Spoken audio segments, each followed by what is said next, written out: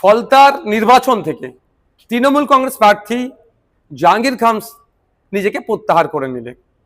এটা নিয়ে প্রচুর চর্চা হচ্ছে, কিন্তু প্রশ্ন থেকে যাচ্ছে জনমানসে, স্বইচ্ছায় তিনি নিজেকে গুটিয়ে নিলেন, না বিজেপির সাথে সমঝোতার তিনি বার্তা দিলেন, না তার দলের অভ্যন্তরীণ ডিসিশন তিনি মানলেন।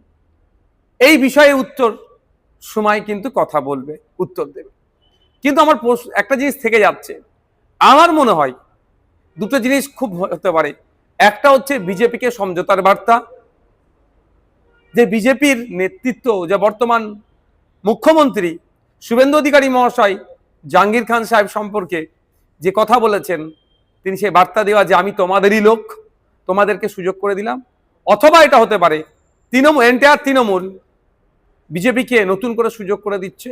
অথবা এটাও হতে পারে যে তৃণমূল কংগ্রেস দেখছে যে এই নির্বাচনে ফলতা থেকে 1, 2, 3 কোনো মতেই আসতে পারবে না, 4 বা 5-এ থাকবে।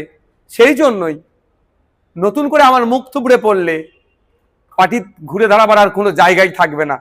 ফলে এটাকে সুকৌশলে জাহাঙ্গীর খানের নাম দিয়ে এড়িয়ে যাচ্ছে। তবে সময় কথা বলবে। তবে তৃণমূল কংগ্রেস যে দুর্নীতি অন্যায় করেছে, সেই অন্যায় দুর্নীতির আর মাপ ক্ষমা বাংলার মানুষ করবে না। নতুন করে আর তৃণমূল কংগ্রেসকে বাংলার মানুষ চাইবে না।